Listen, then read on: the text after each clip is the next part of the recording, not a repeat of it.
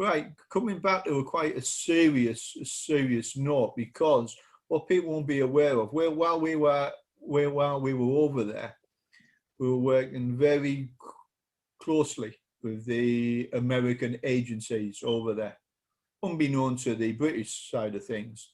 The football team, which we used to nickname them, that was soccer at the time, see it's organised crime, now is the National Crime Agency. We used to have them coming to our villa regular occasions, and senior members of the SAS would come to the villa, and we would talk about sensitive issues like high value targets, where they were located. Part of one of your taskings that you were on for our team was to locate high value targets, to see if we could find where they were, pass that information on. The next bit, I think some of the viewers are going to be a little bit surprised, if not shocked about. Can you tell us a little bit about the high value targets and who they actually were? Yeah, well, we had three names. Obviously, there are a lot more high value targets, and as our American friends, they had their deck of cards to help them remember them. The ones we were interested in were Mother Omar, Hekmatyar was another one. I mean, and by the way, if people don't know who these people are, or if the name's not familiar, you can look them up, because all the information about them is out there in public domain. Yeah, but we were asked to find them, and of course we accepted that tasking because it was important that these guys were found. Through the contacts, the information was found, it was passed on, and then that was our part of the job done. As such, we just then had to wait for that action to be verified. Because obviously you don't just accept it at face value, although at first that might have been the case, but then because of the nature of the information we were giving them and how many times we've been 100% accurate, most of the times they no longer bothered. And as you were classed as grade A asset, which is very rare. So they knew the information we got was better than they probably had access to. Yeah, that was an interesting time. We were able to get information, gain the trust over many years. This wasn't just happening weeks or months. This was years of working and helping the American agencies, not just in Afghanistan, in Iraq, Syria, Saudi Arabia, and across Africa as well. So Afghanistan, people think we only worked Afghanistan. No, we worked for many years elsewhere. So our names and credibility with American agencies was absolute. I was classed personally as a grade A intelligence source for multiple American agencies and the British Special Forces, which meant I could pass on information that was time sensitive and it was acted upon. One of those bits of information you obviously helped to get out there was the location of a terrorist training camp in Pakistan, southern Pakistan, that was feeding suicide bombers and foreign fighters into Helmand that were fighting against the Royal Marines, the SBS, and the British military at the time across Helmand. We had it confirmed at a later date that the information we had passed on happened to be the GPS location of the camp and the full breakdown of everyone that was actually in it. Graham was actually part of the team who helped to get that information. We can confirm right now on this interview that the American Air Force airstriked the camp, took a lot of the bad guys out as well. Trevor Cooper was in the meeting with a senior officer of Special Forces who confirmed that as well. Job done, lives saved. Just want to make a point to people out there that you were heavily involved with that one task as well. So I think a big thank you for that one from a lot of our boys who were serving in Helmand in the British and the American military at the time, because that camp was key. That taking out that camp saved a lot of people's lives. Absolutely. In Helmand. I would like also for you to tell us, in your own words as well, you were involved in putting together a report that got brought back to England because it was so sensitive and time sensitive. Can you tell us a little bit about that, please? Right. So from our sources, we got information about suicide bombers coming to the UK. They had particular targets to hit. We had a list of those targets. We knew everything. We had phone numbers. We had addresses. We had names. We had photographs. Everything that was needed to hand over to the relevant people to deal with and action it. We did not expect to come across any obstructions because of the nature of this information and what it was going to do. It was going to save lives.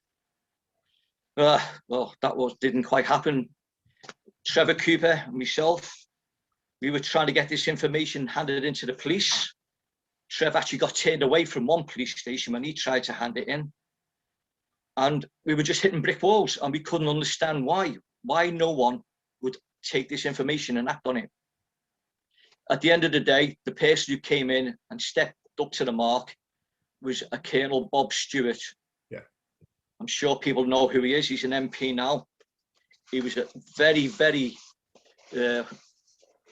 interesting character. He achieved a lot in the military. He had a nickname of Bosnia Bob. I'm sure everyone knows all about that. If not, you could soon find out if you're interested. But yeah, we met him in London. We had a coffee with him, explained what we had and why we'd been put in touch with him, because we couldn't get access to pass this vital information over, which was, as you say, time sensitive. I'm just going to jump in there on this, just mention one little important point here. This has now been rectified and it will not happen again. Well, this is what actually happened. Trevor Cooper, Sergeant retired Trevor Cooper, was turned away from MI6 headquarters in London when he flew back from Afghanistan to hand a reporting of 12 suicide bombers, a full target package. Yeah. Get your head around that one. All right. People were using politics or intelligence for politics. We don't do that. We don't agree with that. Absolute. Yeah, I'm not going to say what I think on camera. Nobody now will ever be turned away from the intelligence services. Every bit of information will now be accepted because of what they did that day. It nearly cost a lot of lives in the United Kingdom. We rectified it. I took the brunt of it because obviously I become very popular in certain circles at that time. Frankly, I don't care. I'm not politically correct. Life saved, job done, end of. But can you now speak about Colonel Bob and the report and what happened next? Yeah, so Colonel Bob looked at us. He was in disbelief.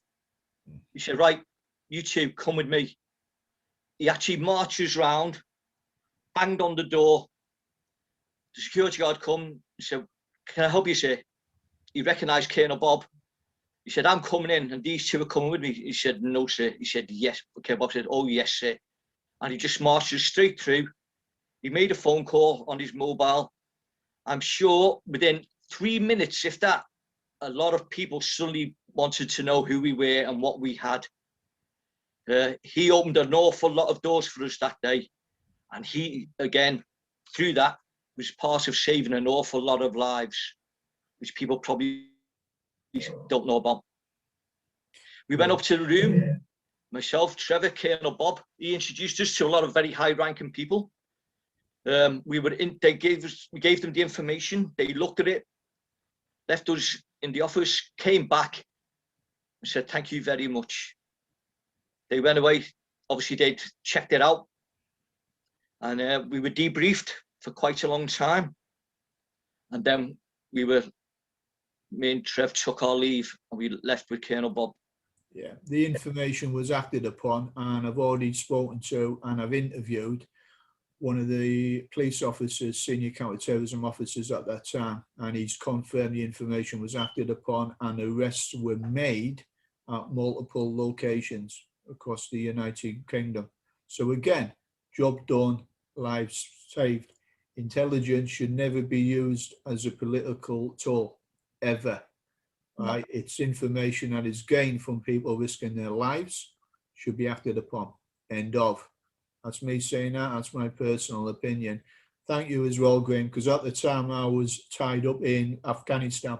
I couldn't obviously, I was on task. So you, Graham, and other team members flew back to England to make sure that information was acted upon. Just so my viewers know, would you like to name a couple of those targets that we're going to get hit? Yeah, Houses of Parliament, Big Ben, Buckingham Palace, and one that you let loose. You told the people about it while we were all in there. Anfield, Liverpool Football Club. Yeah. When we were doing that, you were doing the talk with Rusty and that, and Max, unfortunately, is no longer with us. God rest his soul. Yeah, and you told them we're all in this room at the moment because we stopped the bombing. You could have heard a pin drop when you told them that. Yeah, that was just before I then clicked the projector, and the next picture that came up was a team member sat next to Osama bin Laden. Yeah, worked that one out. Yeah. So end of the day, job done, lives saved. Very important, that, I think. Do not go gentle into that good night. Old age should burn and rave at close of day. Rage, rage against the dying of the light. Though wise men at their end know dark is right, because their words had forked no lightning, they do not go gentle into that good night.